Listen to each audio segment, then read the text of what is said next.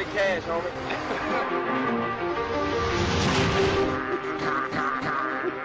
Beast mode. You are really gone. For real. Let's go. Yo ho, Long Dan Silver here, bringing you the Fantasy Republic Fantasy Report Episode 10. Now, there were many swaps that went down last week, so let's get to them. Now, first off, Adrian traded Reggie Wayne and Early Doucette to the Chief for Emmanuel Sanders and Jordy Nelson. But Adrian wasn't done, since he then traded Darius Hayward-Bay, Delone Carter, and Mark Sanchez to MC Thunder for Antonio Gates, Michael Jenkins, and Ryan Fitzpatrick. But there was more. Since then, MC Thunder, he wanted Early Doucette for himself. So, he traded Eric Decker and Denario Alexander to the Chief for Early Doucette and the Falcons defense. Yo, a whirlwind three-way trade all went down in 24 hours. But there was even more action this week, kiddies, as the Chief couldn't just rest on his laurels, as he traded Eric Decker back to his original owner, Bob, for James Starks.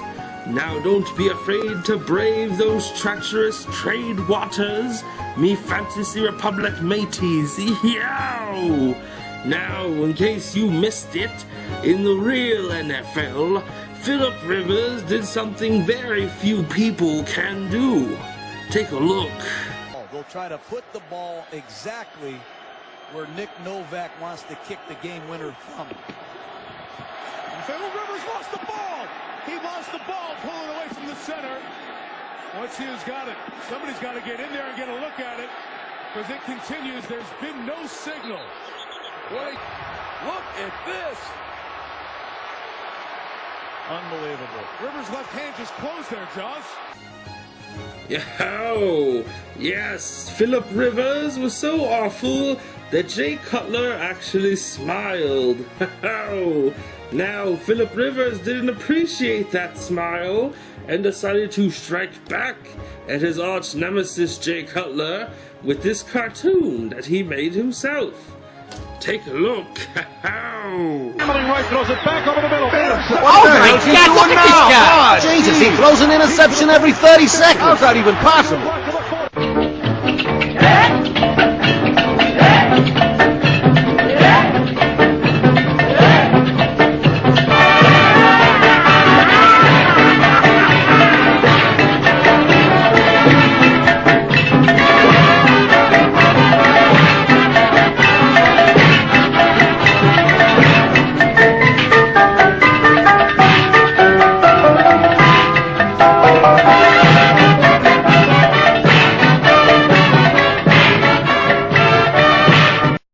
What is up, D-Nation Pimps? Big Easy D here to bring you some straight cash league gossip.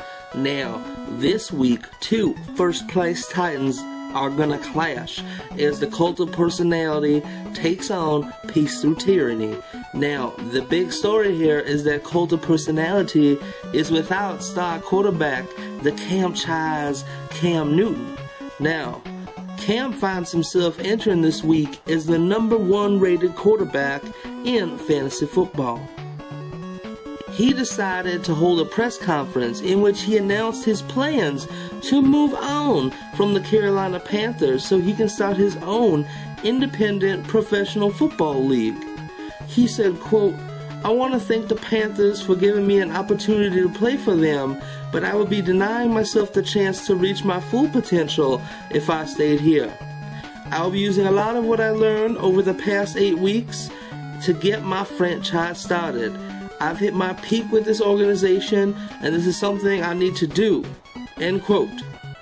Now, according to Cam, he has contacted wide receiver Steve Smith to play for him, as well as head coach Ron Rivera to help him design his new team's website.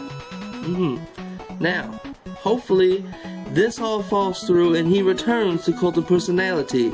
Otherwise, MC Thunder's in for trouble.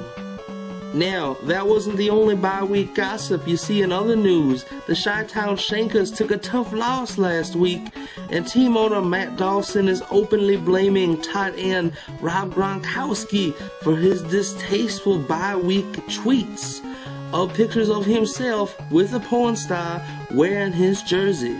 Now, Gronk had to apologize to the front office of the Shankers and issue a personal apology to owner Matt Dawson and his teammates for this distasteful behavior.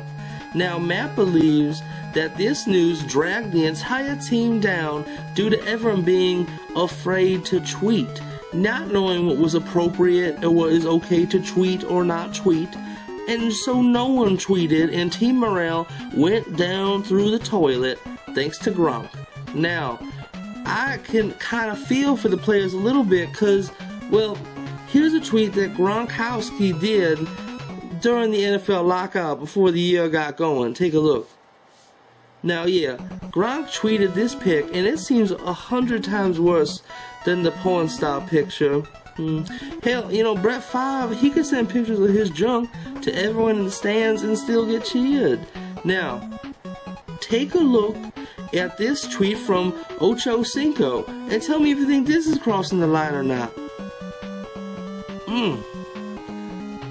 Now, then again, maybe this does explain why he sucks this year.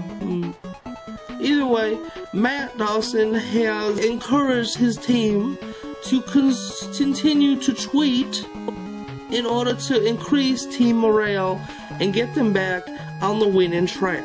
Now, that's it for your quick, straight cash gossip of the week. Until we see you next time, stay frosty, D Nation.